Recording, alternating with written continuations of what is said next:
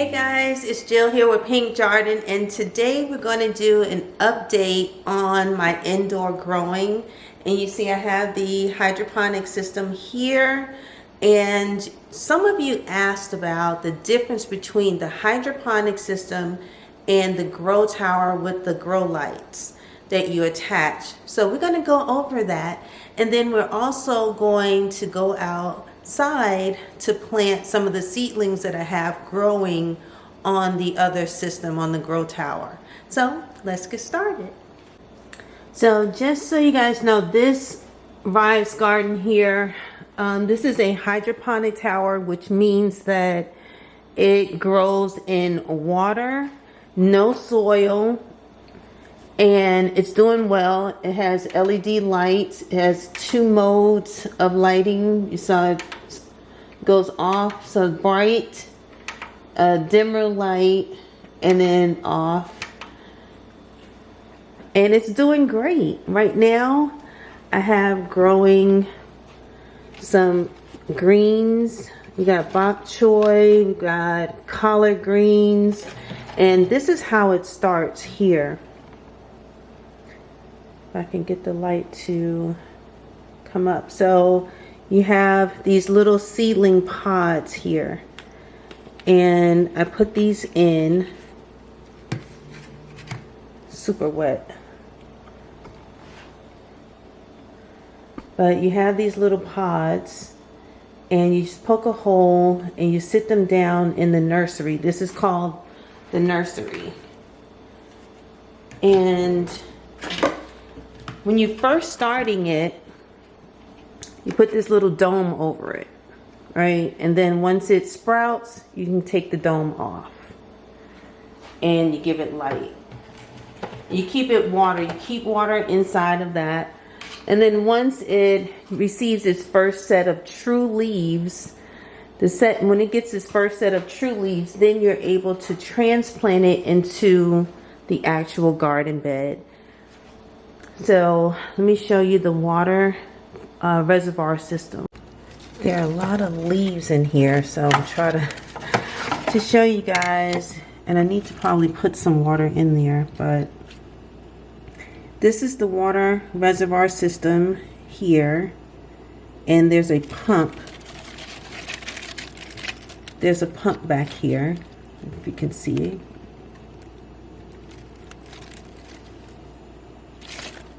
And this tells you the water levels. So it's literally grown in water. Okay, so guys, with this, I'm going to show you the root system, and literally it is growing in water. Look at those crazy roots. Look at that. Sometimes I have to go in and use my shears to just snip off little dried leaves. I want to get those roots back in there. I don't want to disrupt the root system. It's growing so well. And just pop it back in there. And you can literally harvest from your kitchen countertop. Look at that. And the thing I love about this particular system is it is just so aesthetically pleasing. It sits right on the countertop. They do come in larger sizes. They have what's called, this is the personal size, but then they also have a larger size that's called a family size, and it looks like a 3-4 tier bookshelf. And yeah, that one can grow over 100 different plants. So if you're just one person or 2 people, this is great. So this is great for me. You can also get seeds that are for tomatoes, sunflowers, all kinds of things, and literally grow it indoors. No soil, no bending, no shoveling, none of that. No tilling, no nothing. Just growing indoors, nice and clean. And I love it. I'm going to turn the light off so we can see a little better. But I wanted to show you, it does also come with their own type of nutrients because it's not grown in soil. You can grow, you have the grow nutrients, and one is called Sprout, one is called Thrive, and they also have a pH balance for the water.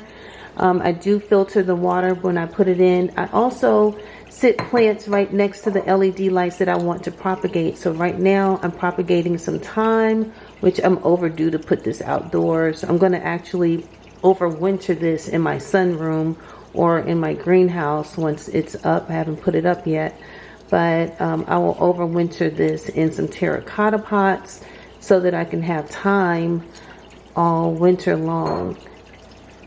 So yeah, guys, this hydroponic grow system is really ideal. There are all different types of companies that have hydroponic indoor grow systems.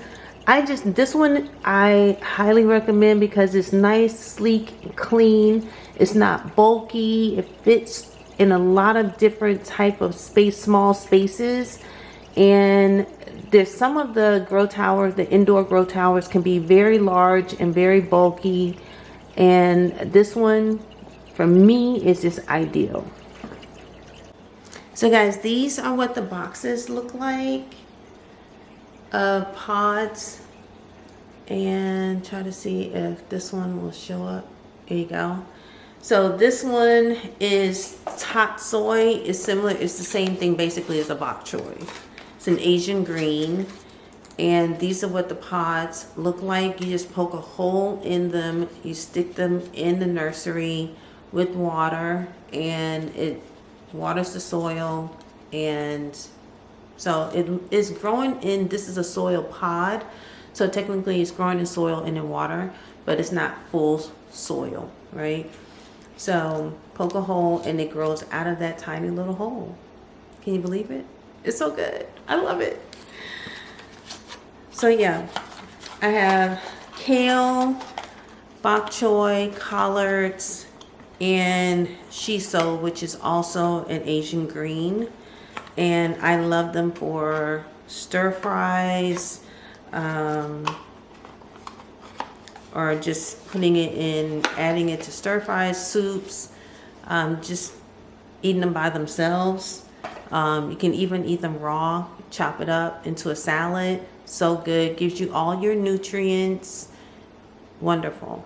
So now what I want to do is go and check on the grow tower that have the LED lights, and let's see what's growing in there, because I need to transplant some of those out to the outdoor garden beds. All right, so here we are at the indoor grow towers. This is, if you haven't seen the video I did on installing this grow tower, it was really simple. It took me about an hour to get everything together. And initially I had all of the lights hooked up as I do here with zip ties on the second shelf, but this top shelf was the only one that I had seedlings on, so I did end up dropping the LED lights halfway with the chains, and you can see the chain links here, and so I dropped those like halfway. And basically what that does is gives the seedlings direct light, especially when they were smaller, so that they don't become too leggy.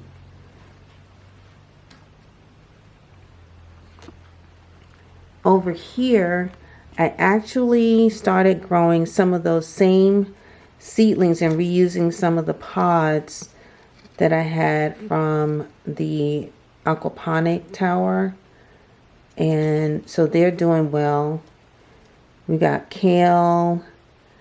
I think this is some of the shiso back here.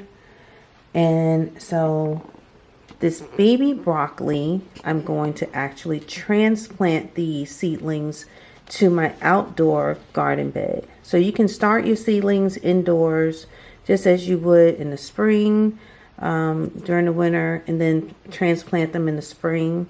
These are already hardened off and ready to go out into the garden beds. If you're not familiar with hardening off, basically it means acclimating these plants because they've been sitting in a pretty reserved climate inside and steady climate indoors, but we know that outdoors is very unpredictable with rain and wind and all the different elements. And so this is a safe environment indoors, and the climate doesn't really change. Temperatures don't change, but outdoors the temperatures will change. At night the temps will drop down. Right now here in zone 8A in Georgia, and outside of Atlanta, our temps are dropping down to about 50 at night and back up to the 80s during the day.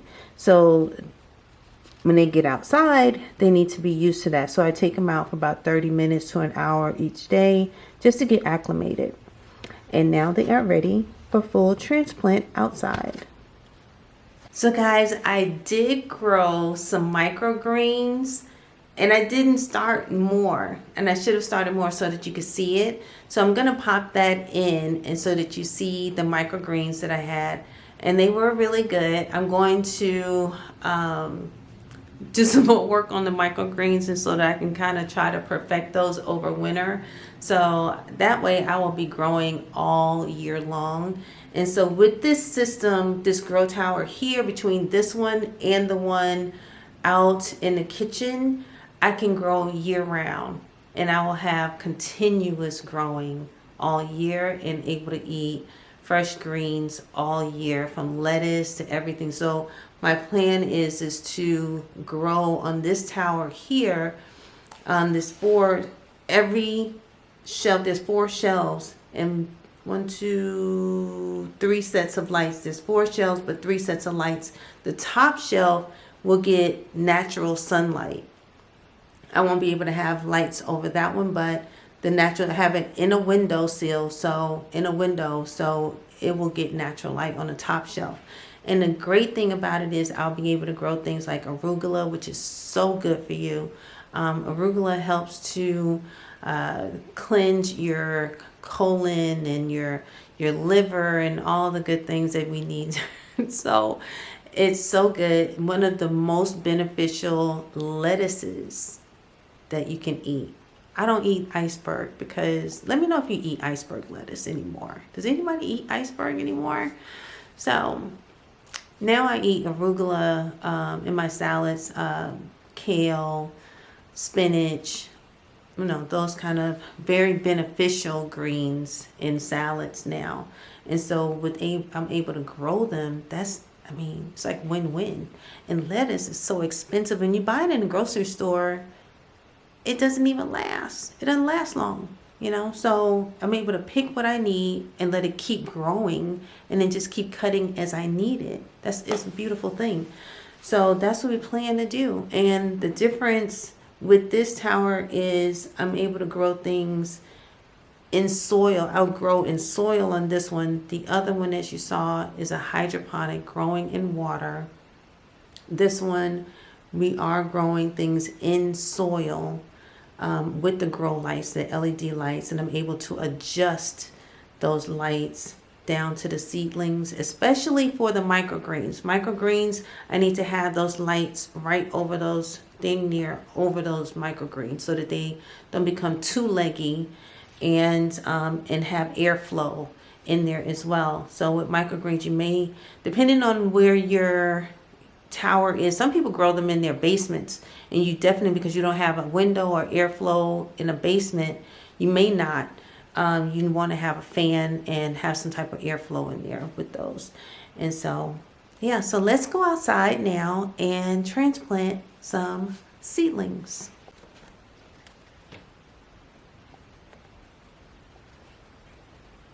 Okay, guys, I wanted to show you quickly the difference between a leggy plant.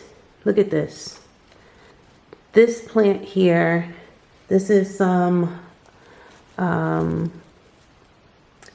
rutabagas, and they got too leggy. I did not drop the LED lights low enough, and it was too dark for them, and they were reaching for the sun. Leggy means basically your plant is reaching for the sun, or reaching for a light source. And so you can see this one did very well. The baby broccoli did pretty well, the difference between the two.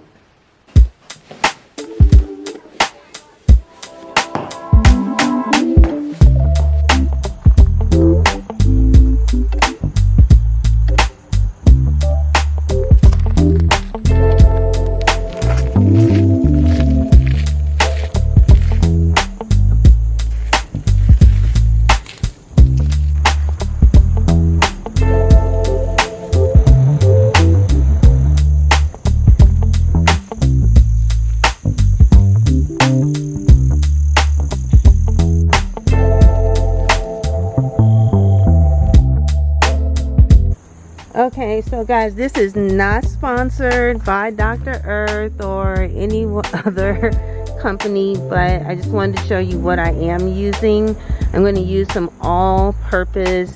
It's an even 222 fertilizer, so it's an even blend of nitrogen, phosphorus, and potassium, all organic fertilizer.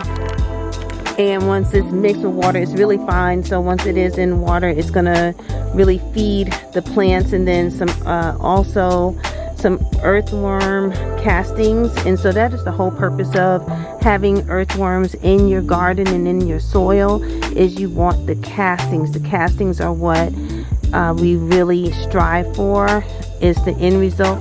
Basically, it's worm poop, right? So it's like a worm manure for your plants to help provide nutrients to the plants. And so that is what we are going to add to the soil.